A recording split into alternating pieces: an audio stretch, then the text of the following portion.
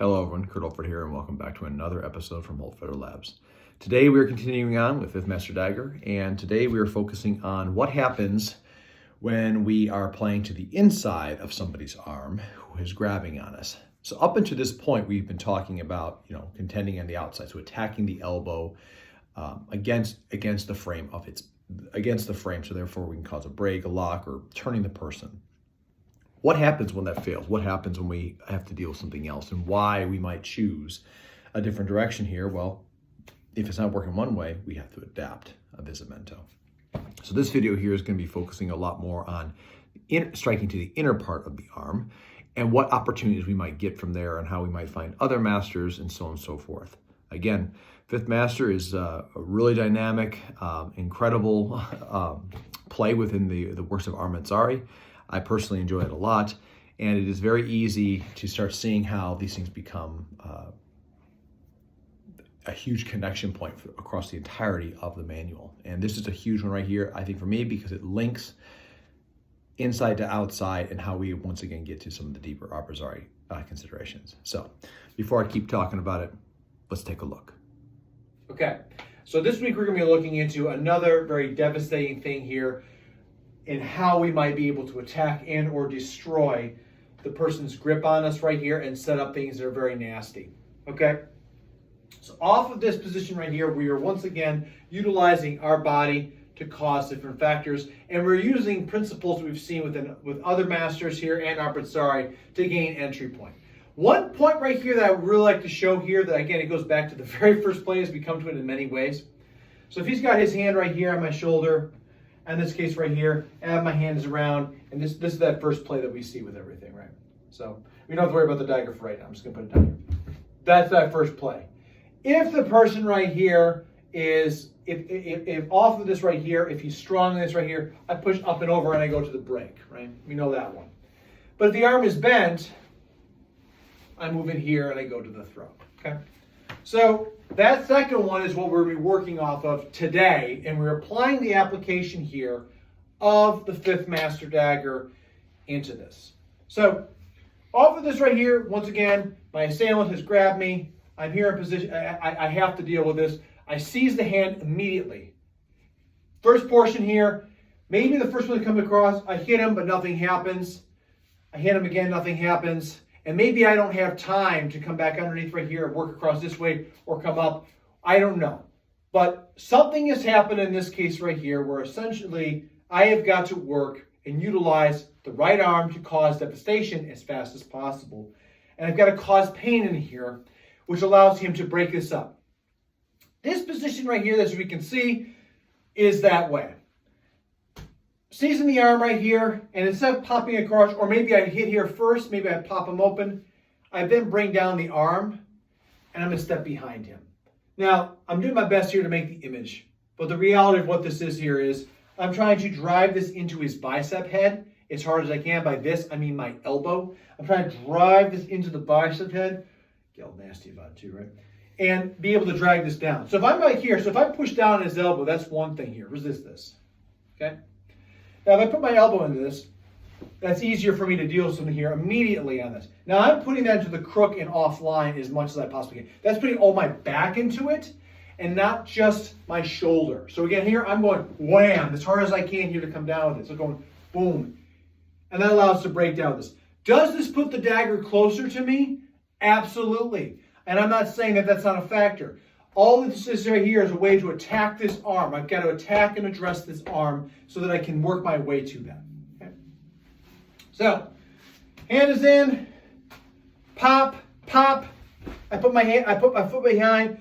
As he says in the manuscript, if I put my right foot behind his left, he will fall for sure. Which makes a lot of sense here because I'm coming up with this and I'm touching across his body here. So I don't want to hurt Connor.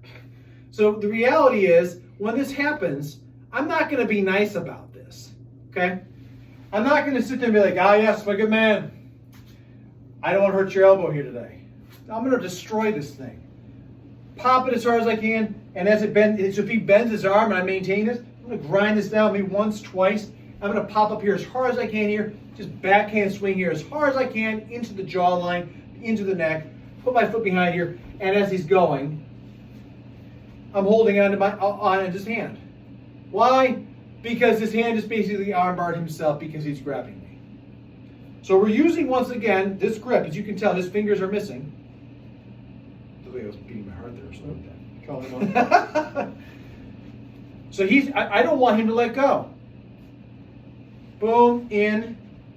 And with my foot behind, I can drive. I can work off the other plays with this too. So regardless of how we're doing this, the first play comes about this way. If I come across here, he doesn't let go, I grab, I move right into it. If I bring my hands down from above, here he doesn't let go, I grab onto this, I just drive it in here. It's ways of attacking this structure. Bicep okay? Mm-hmm. Good. I want to make sure I'm missing, because it sucks to get hit there. Yes, it does. Getting punched in the bicep is terrible. And if anyone's ever been stabbed in a HEMA tournament like that, with a fetter or something like that, and the bicep, when you're even with a pad gambeson, it sucks. You can imagine someone driving all their force down as much as they possibly can to cause distortion and breakage to this arm right here. And now, off of that, playing off it. So, with that being the case here, once again, that is just one more play into how we work this right here. Again, it's working off the first action. Coming across, coming in, moving behind here and turning. Or down, grab, turn, right? All we're doing right here is shooting across here, and I'm doing things here where my hand is becoming inert. If I really don't like this guy, I'm going to start putting fingers in his eyes. Simulation. Here, bop, bop, right into his eyes. Hard as I can right here. Put my fingers, nails in there. Hopefully, like I was working in the dirt or something like that. Hopefully they're grubby. Just shove him in his eyes right here as hard as I can, and then bring him over to my leg as much as possible. Okay. But that right there is that's actually a very simple and easy one, but it is, once again, it's a nasty way of attacking the person's arm that is grabbing you. Mind you, this is not done. Why isn't it working? You have to do it, go to continuation portions. We can also, from this position right here, go back to the throw position. So say in this position, maybe he turns away and covers his face. Grabbing right here, I grab his wrist, pop right here, pop down, he covers his face, that's fine. I'm going to grab his leg, I'm going to go into that piece. Or, if he's turning his face away, now we're back into third master dagger. Here, break, I go for his face here, take his jaw. Okay? So, all those nasty tricks and treats right there, it's Halloween season here. And so, and that's one of the things that we have to consider about what we have here to contend with. But with that being the case here, that wraps up this play, the observations from it, and some of the other things that may be able to come from that after the fact of making contact. So I hope with this you can see what I meant by how this is a big gateway. With Fifth Master, like I said, we attack on one side of the arm here, but we're trying. This is all the points of like trying to get out of the way. Even the one coming down from above, when we come over top the hands, and that way we can shoot in, which I see as much more of a continuation of like how that frontal grab we see with an abrazare, where you attack the eyes eventually. I personally think that this right here it's revealing how, once again, how we can swim to the inside and start to create more shapes.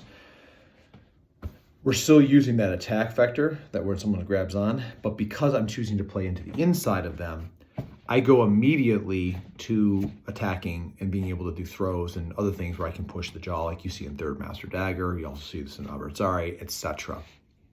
All these together here are pieces that kind of build out from that. And I think that, that right there is one of the reasons why I love this play so much, is because, and you'll see this in the next couple of weeks, this play right here is, in my opinion, it points to what I said last week, which is in regards to how just because you can't get a technique to work doesn't mean that your interpretation's wrong. This right here is one of those gateways. So if this technique doesn't work, this dropping of the elbow to drive in to a point where you can find strength is. And I talk about this play, but the reality is that there's several plays already we've seen with this that allow us to, this isn't working, so we roll across. Personally, in many ways right here, again, I'm not saying this is the concept like Lichtenauer's Duplaren, where, we're playing one way and we go against, but the idea that to play on the inside to cause someone to go against themselves with their own strength is a fundamental thing that happens throughout any type of fencing manual. And with an abrazare, it's necessary to do that because sometimes it's just easier to make them hurt themselves. So that's why I say this is a gateway piece here, because if you're having a hard time contending with this right here, and make it sound like it's like, if you're having a hard time, if this is not working against somebody, then this right here is a way that maybe that gets their arm to shift. Even if I'm not successful with that elbow to drop in to break that structure and grab the jaw and do the toss and the throw, even if I'm not able to do that, it might get them to start bringing their arm again so that fifth master works. So it's just a pliability right here. And again, if your interpretation, if you are trying to work something right here, the concept that you're trying to do with fifth master is you're trying to just attack this and attack this, I think, before this hits you. And that's the main key. Anatomically, it makes sense. The elbow's not supposed to bend backwards that way. The arm, if I'm working in, I'm building off of and creating almost like a ligadura in some kind of in form or fashion that you can kind of work in to cause different things.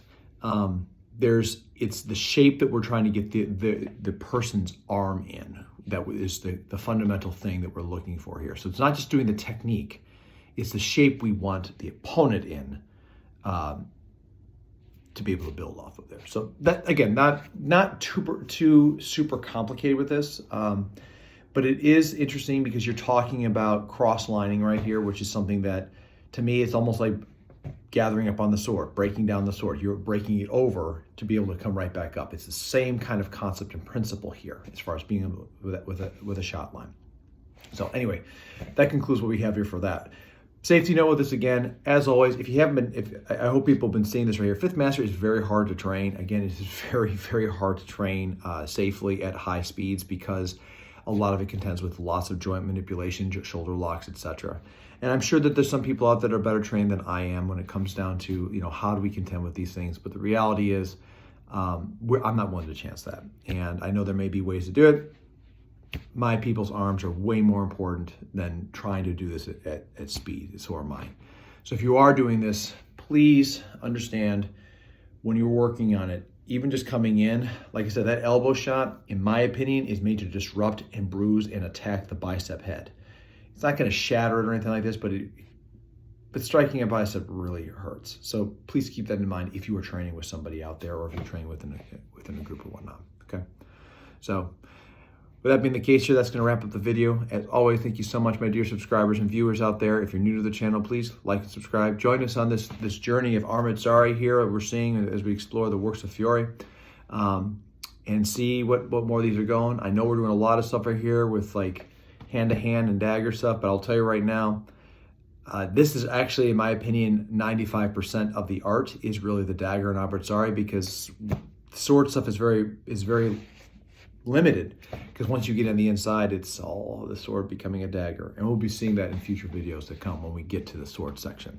But for now, we're still focused on fifth master. We're trucking through.